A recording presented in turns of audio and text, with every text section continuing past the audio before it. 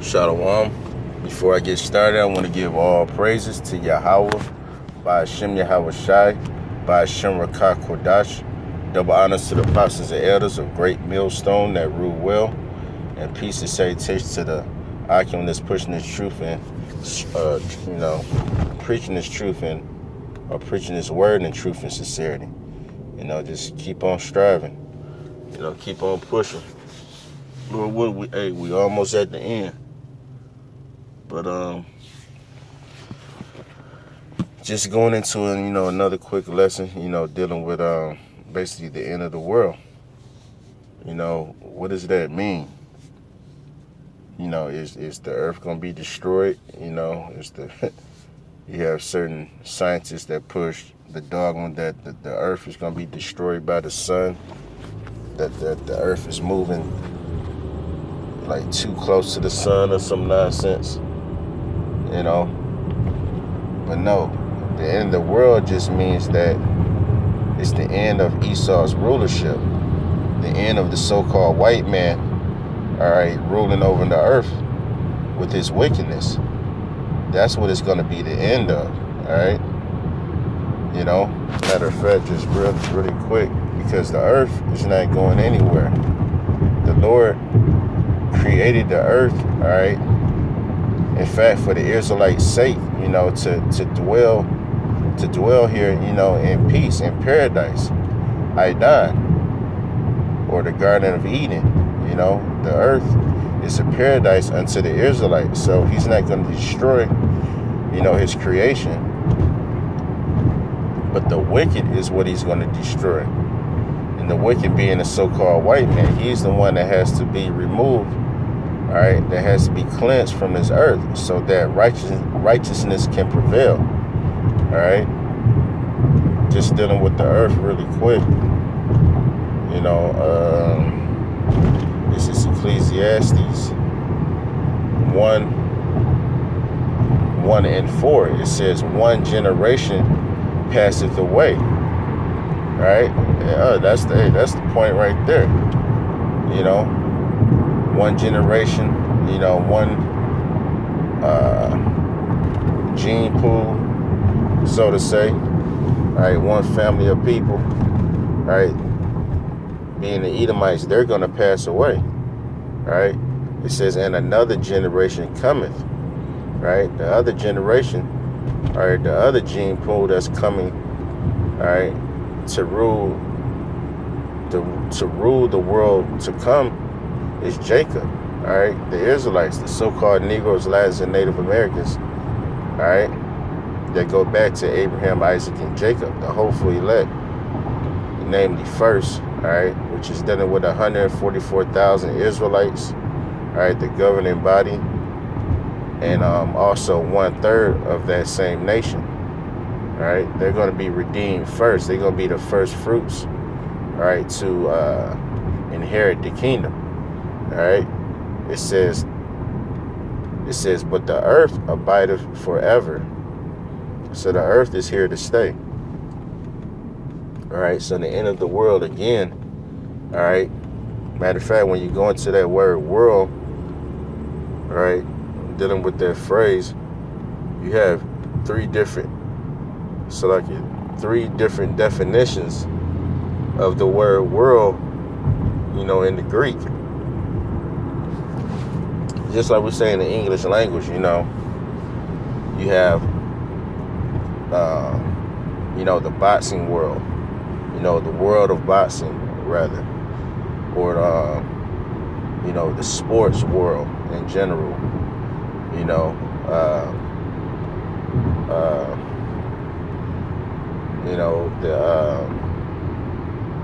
don't know.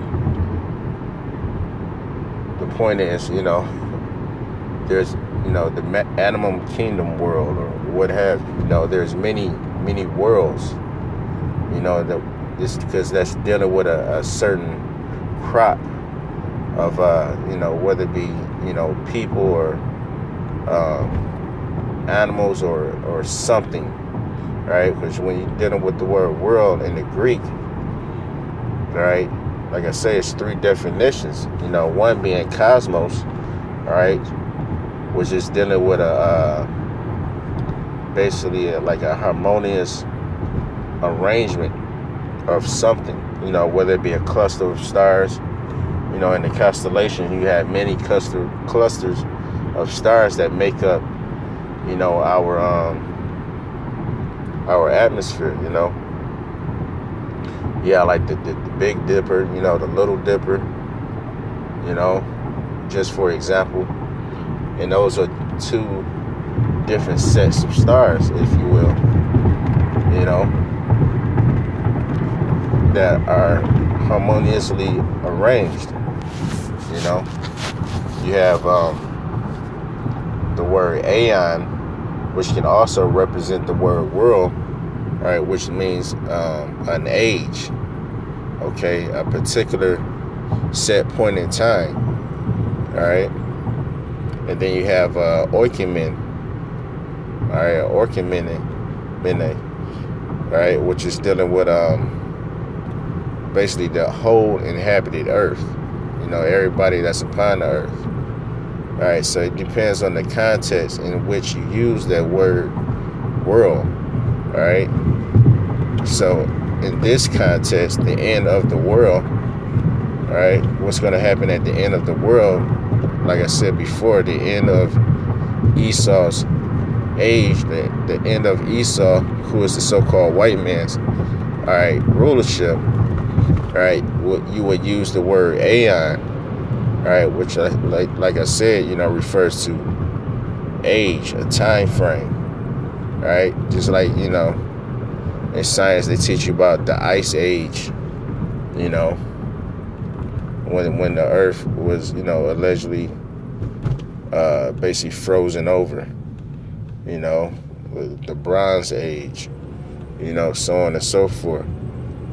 These are particular points in time, that something, notable happened, let's say. So, hey, in this age, in this time, all right, it's the end of Esau's rulership to come, all right? And Jacob is going to follow right behind that, all right? That's what's taking place, all right? It's just a change of the power seat, like when Rome was in its power,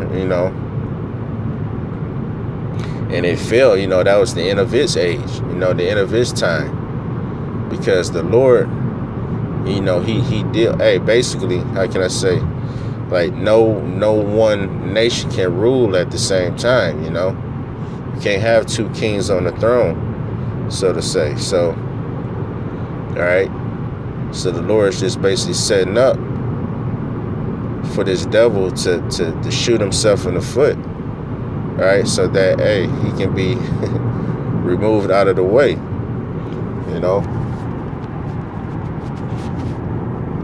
Matter of fact, I want to grab this. This is dealing with Jacob and Esau, because when it was born, when they were born, it was prophetic. With them warring, fighting in the womb, and Rebecca's womb.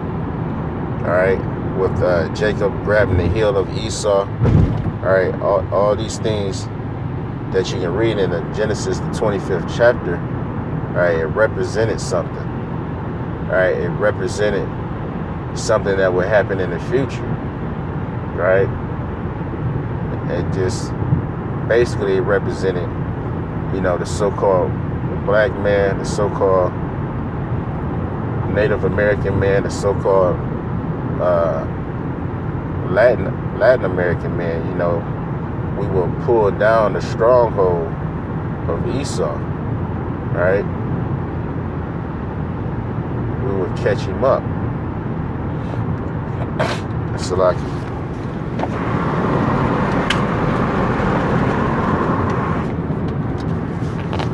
so I'm gonna read this. This is 2nd Ezra 6, and I start at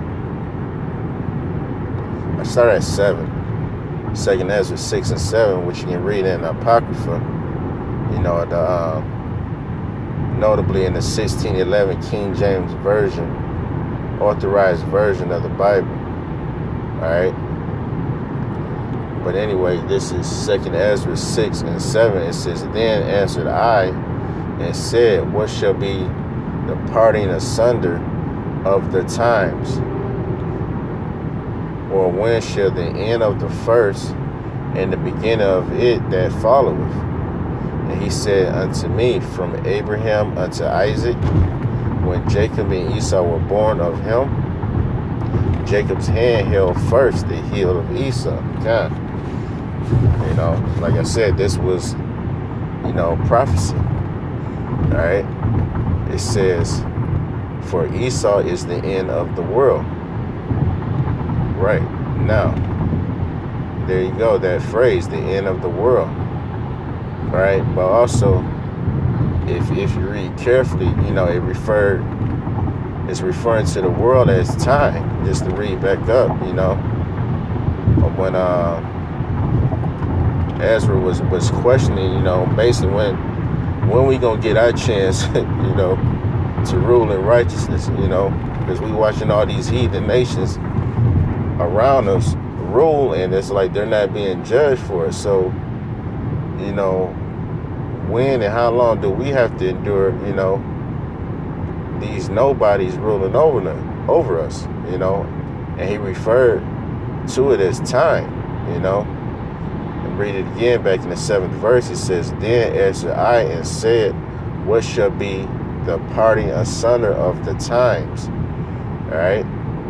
Now, just to jump back down, verse 9 says, "For Esau is the end of the world, and Jacob is the beginning of it that followeth." Okay. So, if you didn't know, Esau is definitely ruling, right now. This is the end game right now. The so-called white man has dominion over everything. He's calling the shots over everything. He's regulating everything. All right. So it should be easy to see. It's not everyone answers to the so-called white man. All right, whether it be, via the United Nations, here in America with his government, democracy, and republic. All right. You want, of your enemy of all things through this white man. This white man controls, your taxes, all right, your paycheck, so-called pension or investment banks, your clothing, the water, all right, shit, goddamn, even the air we breathe now, you put a tax on that. He controls that. He controls what you breathe, by way of him putting these chemicals, in the atmosphere, that barium oxide, right, via the chemtrails, like he's got everything on lock, for you to go to and fro throughout the earth, you have to answer to the so-called white man by way of a visa. You have to apply, which actually the word apply means to beg. All right, so you got to beg this devil for permission, right, to leave the country. All right, even though, for the Israelite man anyway, the whole earth is ours, But right now we've been set up to endure a prison sentence. We've been put on punishment by the Heavenly Father. All right, and basically we've been being locked here or held down here in America until we serve our sentence. All right, and basically that time is almost up. Till we come to, as the phrase goes, the end of the world. So, that's all it means, it's nothing more, it's nothing less. All right, the end of the world, again, equals the end of Esau's rulership. All right, matter of fact, another verse I want to get, another precept.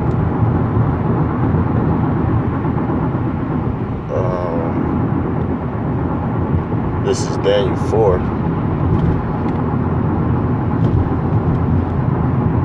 and 17. It said, this matter is by the decree of the watchers and the demand of the word of the Holy One, to the intent that the living may know that the Most High ruleth in the kingdom of men, and give it to whosoever he will, and set up over it the basis of men. Right?